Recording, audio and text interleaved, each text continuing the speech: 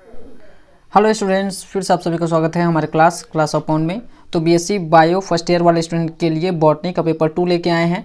तो इसके क्वेश्चन के आंसर आपको किस तरीके से बनाने हैं उसको मैं आपको बताने वाला हूं। तो देखिए, आपका यूनिट फर्स्ट का जो पहला क्वेश्चन है वो है रिक्सिया के जीवन चक्र के बारे में आपको पूरे डिटेल में लिखना है। 10-10 नंबर का आंसर मैं बता रहा हूँ। इसके बाद मैं एक वीडियो और बनाऊंगा जिसमें अथवा के क्वेश्चन को सॉल्व करूँगा, ठीक है, क्योंकि बहुत लोग का अलग अलग क्वेश्चन पे कमेंट आता है। तो मैं क्या करूँगा, इसमें पहला वाला जो क्वेश्चन है उसके आंसर बता देता हूँ, उसके बाद अगले वाले में अथवा का आंसर मैं आपको बता दूंगा। तो यहाँ पे देखिए, आपका रिक्सिया के बारे में बताना है। तो इस तरीके से देखिए, आपको इसकी संरचना का वर्णन करना है, फिर उसके बाद इसका डायग्राम पूरा बनाना है, और डायग्राम बनाने के बाद फिर इनका जो अंकुरन होता है, ठीक है, अंकुरन के बाद फिर ये आपका जो जीवन चक्र है, ठीक है ना, ये यहाँ से नोट कीजिएगा पूरा। फिर ये है जीवन चक्र का डायग्राम, इसको पूरा नोट कीजिएगा कंप्लीट यहाँ तक, ठीक है। फिर इसके बाद है आपका यूनिट नंबर 2 जो कि है विषम बीजाणुता पर आपको संक्षिप्त टिप्पणी लिखना है, ठीक है ना।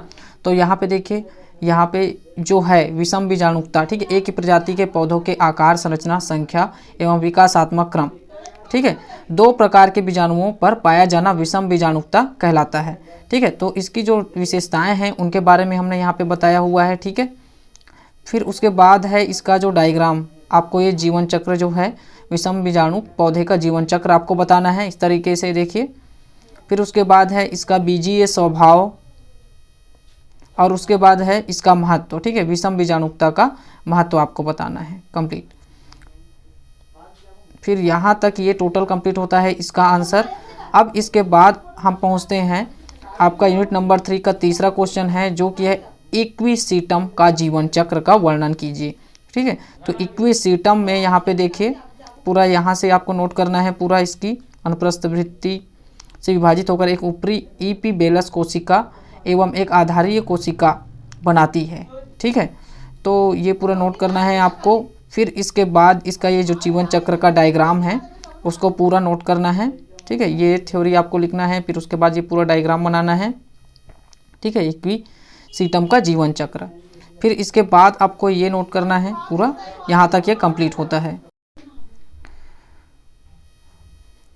फिर इसके बाद है आपका यूनिट नंबर 4, ठीक है ना, पाइनस में नर युग्मोद्भिद का विकास, और इसके बाद आपको ये पूरा नोट करना है और ये डायग्राम आपको बनाने हैं पूरा, ठीक है।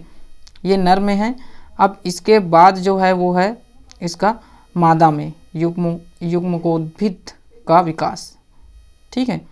तो ये आपको लिखना है टोटल, ये डायग्राम बनाना है, अलग से बनाइएगा नीचे पे, ठीक है। तो ज़्यादा जगह ये होगा, है ना, ज़्यादा स्पेस घेरेगा, तो जितना बड़ा आंसर लगे उतना अच्छा है, क्योंकि 10-10 नंबर के ये आंसर हैं, ठीक है।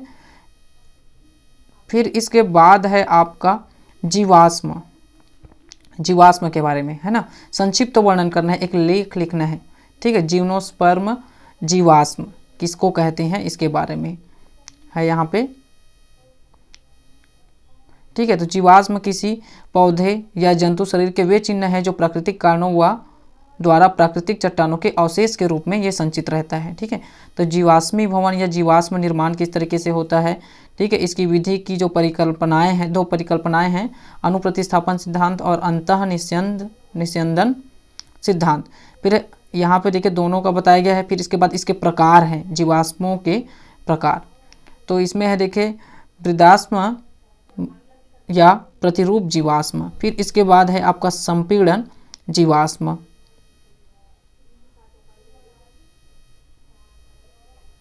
इसके बाद है अस्मीभूताश्म और ढांचा कास्ट या मोल्ड जीवाश्म, ठीक है, 4 प्रकार।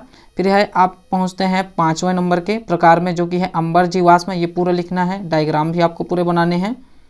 फिर इसके बाद है कोल बॉल्स। इसके बाद है परपटाश्म जीवाश्म। फिर है छद्म जीवाश्म, ठीक है, और इसके पूरे एग्जाम्पल्स भी लिखने हैं।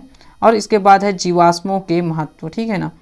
तो जीवाश्म अति प्राचीन अवशेष होते हैं जो उस काल के पौधों के लक्षणिक विशेषता की कहानी कहते हैं, ठीक है। इससे हमको पता चलता है कि वो कितना साल पुराना है, क्या क्या उनके लक्षण थे, ठीक है, ये सब।